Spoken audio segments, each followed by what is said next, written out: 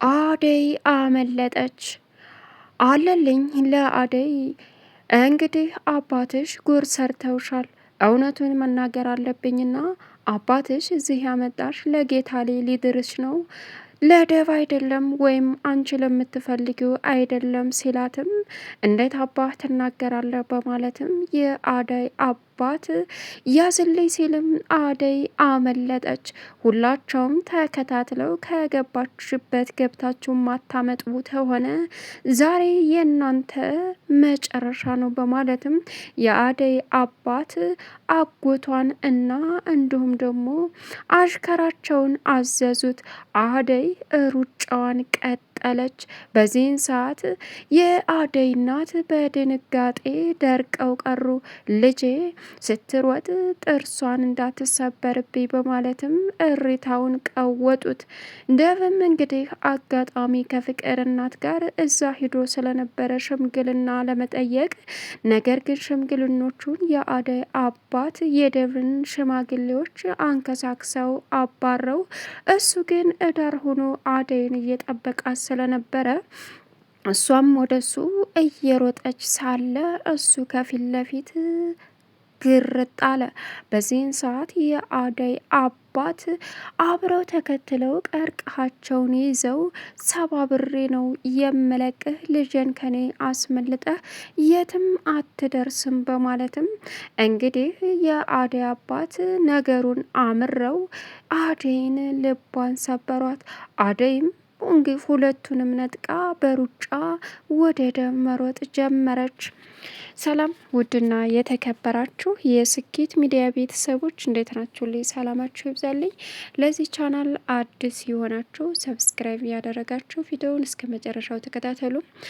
እንግዲህ በጉጉት የምንጠብቀው ተወዳጁ አደይ ድራማ ቀጣይ ፓርት ይዘን መጥተናል። አደይ ምን ገጠማት የሚለውን አብረን የምናየው ይሆናል። አደይን እንግዲህ አባቷ ለሌላ ሰው እንደሚድራት አለልኝ እውነታውን ነገራት። አባትሽ አታለውሻል፣ እውነቱን ተናግሬ የመጣውን እቀበላለሁ በማለትም አለልኝ ለአደይ ሁሉንም ነገር ፈረጥ አርጎ ነገራት። በዚህን ሰዓት አደይ እውነት ነው አለች። አዎ ልጄ እና አምኜ ያኔ ከተማ ዱርዬ ወንድ እምድረሽ ይመስልሻል አላት። ልቀቁኝ ልቀቁኝ ስትልም በዚህን ሰዓት ሁለታቸውን አጎቷንና እንዲሁም ደግሞ አሽከሩን እንደምንም ብላችሁ ገባችሁበት ገብታችሁ አንቃችሁ ይዛችሁ ነው ሲሉም ተከተሏት። አደይ በዚህን ሰዓት እግሬ አውጪ በማለት ሩጫዋን ቀጠለች። በዚህን ሰዓት እናቷ ጩኸቱንና ግርግሩን ሲሰሙ ምንድን ነው ብለው ሲዘልቁም አትሄጅ እያለቻትም ስለነበረ እናም አደይ ሩጫውን ቀጥለዋለች። በዚህን ሰዓት በጣም የሚገርም ጩኸታቸውንና እሪታቸውን ቀወጡት።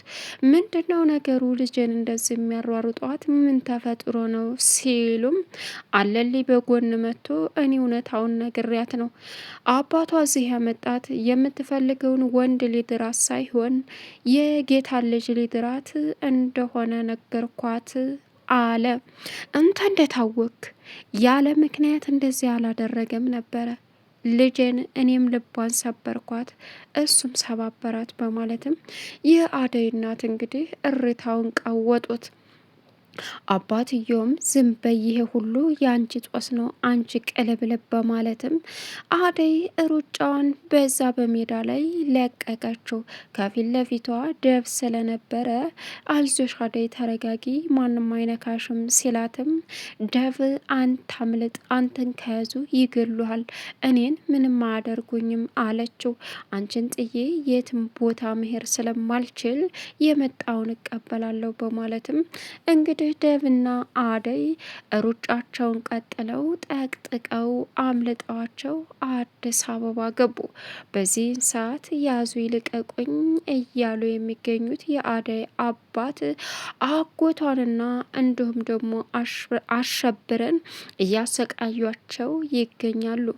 አደይ አባቴ ፈቅዷል ብላም ደስ ብሏት ስለነበረ ክፍለ ሀገር የሄደችው። አሁን ግን የእናቷ ሲገርማት አባቷም ይበልጥ ልቧን ሰብሮ እንግዲህ የተፈጠረውን ነገር አምና መቀበል እስከሚያቅታት ድረስ እናም ተስፋ ቆርጣ አገር አለኝ ብላ ወደዛ ተቀብላ ፊቷንም ዘወር ብላ እንደማተኛም አረጋግጣ ሄደች።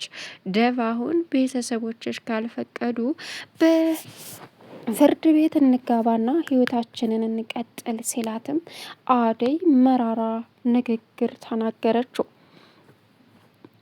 ሁሉም ሰው ራስ ወዳድና ጥቅም ነው። አባቴም ቢሆን ራስ ወዳድ የሆነበት ምክንያት ታውቃለህ? እሱም ያስበው ለሙገሳ ወይም ደግሞ ለክብር በቃ አላድል ለመኮፈስ ነው። አንተም ደግሞ ለራስህ ነው። የኔን ስሜት የተረዳኝ የለም። አሁን ተምኔው ይህን ኖሬ ልታወራ ቻልክ? ደፍ በጣም ታሳዝናለህ። እኔ የሮኩበት ልቤ ፍንድት ልል ደርሷል። በዛ ላይ ደግሞ ሳልረጋጋ ቤተሰቦች ያደረጉኝን ነገር ሳረሳ መርሳት ባልችል እንኳ መተው ሳልችል እንዴት እንደዚህ ትለኛለህ? አለችው። አደይ እና አንቺ ቤተሰቦች ቆይ ምንድን ናቸው? ከማን በልጠው ነው እንደዚህ አይነት ነገር የሚያደርጉት እንደዚህ ድርጊት የሚያደርጉት አላት። ቤተሰቦችን ምንም ቢሆን ምንም እንድትናገር አልፈልግም። ቤተሰቦችን እኔን ዋጋ አስከፈሉ እንጂ ማንንም የጎዱ ነገር የለም። በቤተሰቦች አትምጣ ደብ አለችው። እኔ እንደዛ እያልኩ አይደለም። እነሱ ካልፈቀዱ መዘጋጃ ማለት ፍርድ ቤት ሄደን ተፈራርመን መጋባት እንችላለን። እስከ መቼ ነው አላት። ይገርማል። ጊዜ ሰተህ ብታዳምጠኝ፣ ጊዜ ሰተህ ወደፊት ይሄ ሁሉ አልፎ እኔና አንቺ አብረን እንኖራለን ብለህ ብታስብልኝ ኖሮ አሁን በአሁን ስለ ራስ ጋብቻ ብቻ ጠይቀኝም ነበር። እኔ አሁን ይህንን ስለ ጋብቻ የማስብበት ጊዜ ነው ደፍ አለችው። እሺ ምን ላድርግ አደይ?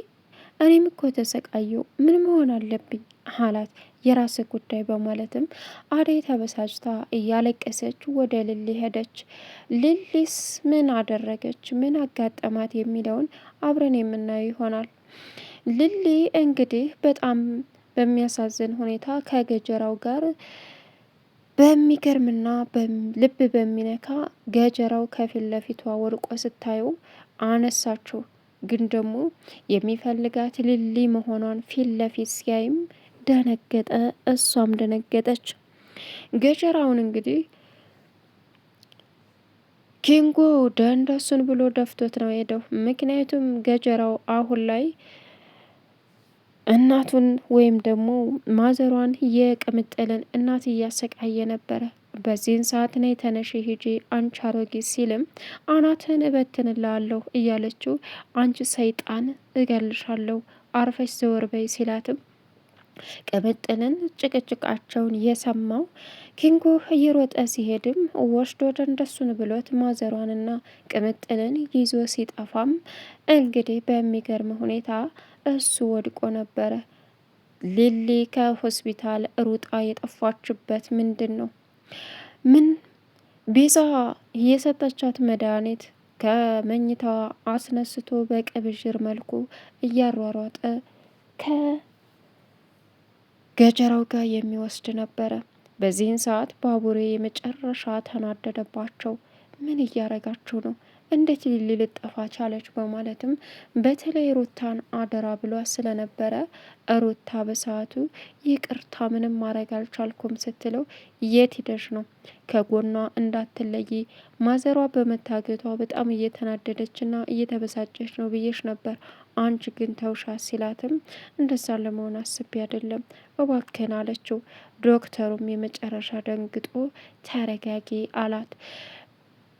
ቤዛ እንግዲህ ህገወጥ መድኃኒቶችን ወደ ሆስፒታሉ እያስገባች ብዙ ቢዝነስ ትቀበላለች። እንዲሁም አሁን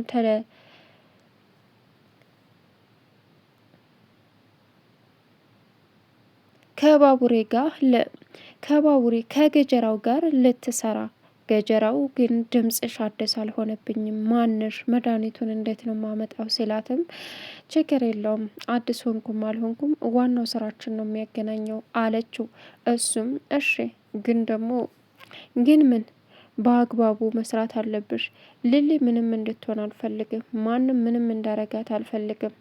ምክንያቱም አክስትየዋ ገንዘቤን አሰጠኝም። ስንት ጊዜ የለፋሁበትን እሷን ግዴታ ለእሷ ማስረከብ ስላለብኝ በፍጹም ስለማተወኝ ምን ማድረግ እንዳለብኝ እኔ ራሴ አውቃለሁ አለ። እሺ አለችው። እንግዲህ አሁን ዳግምን እያሯሯጡ መከራውን እያሳዩ የሚገኙት እነ ባቡሬ ሊያገኙት አልቻሉም። ግን ደግሞ ሰወር ብሎ ሂዶ እያሯሯጤ ነው በማለትም ነገረው። ማዘሯ ካመለጠች እገልሃለሁኝ፣ እንዴት እንደዚህ ታደርጋለህ? እያለም ብዙ ነገር ተነጋገሩ። እኔ ምን ላድርግ? ድንገት መጥቶ ያዘኝ፣ ታዲያ ምን ልሆን አለ። በጣም ተናደደ ባቡሬ፣ በጣም ተናደደ። በዚህን ሰዓት ምን ማድረግ እንዳለበት እንኳ ግራ ተጋባ። አሁን ላይ ባቡሬ ግን እናቱ እንዳመለጠች ሲያቅም የቤዛን ወንድም ደረሰበት ደርሼ ይዤ እዳውን ማሳየት አለብኝ እያለ ቢያሯሩጠውም የቤዛ ወንድም ሩጦ ሩጦ ተቀየሰ። በዚህን ሰዓት እያሯሯጤ ነው በማለትም ለቤዛ ነገራት። ቤዛ ምን ማድረግ እንዳለባት እንግዲህ አሁን ለጊዜው የእሱ ጉዳይ አያሳስብም፣ ዝም በለው ቶ አለችው። እንዴ አንቺ አላወቅሽም? እኔ እኮ ማዘሯ ስታሳዝን፣ እውነት ለመናገር ማለቴ እንደዚህ ነው ማለት ይከብዳል አላት። በቃ እሱን አሁን ተወው፣ ችግር የለውም። ሁሉም ነገር የራሳችንን ስራ ቢዝነስ የሚያስገኝ ነገር ማድረግ አለብን አለችው። እሱም እሺ በቃ በማለትም ነገሮችን ወደፊት መቀጠል እንዳለባቸው አምነው ቤዛ አሁን ህገወጥ መሳሪያዎችን ወይም ደግሞ ህገወጥ የሕክምና አገልግሎቶችን እያስገባች ትገኛለች። በዚህ አያያዝ ዶክተሩም ሌሎቹም የስራ ባልደረባዎች ጨርሰው ወህኒ ቤት በሷ ምክንያት እንደሚከተቱ፣ እሷ ገንዘቧን እያካበተች ሌሎቹን ሰዎች እየገደለች የምትኖር አረመኔ መሆኗን ዶክተሩ እስካሁን ድረስ አልነቃም። የቤዛ ወንድም በእርግጥ ሆስፒታል ሲያገኘውም ምንድን ነው ምን ሆነሃል? ማን ነው የቤዛ ወንድም ሲለው ምን ሆነ መጣ? አሞኝ። ደህና አይደለም? አዎ ደህና ነኝ። እና ማን ተመረመርክ? ልመርምረሃ ሲለውም እንዴ ምን ነው? እኔ ማንም ምርመራ አያስፈልገኝም፣ እህቴ ናት የኔ መርማሪ። በቃ እንዴት? በምን እውቀቷ?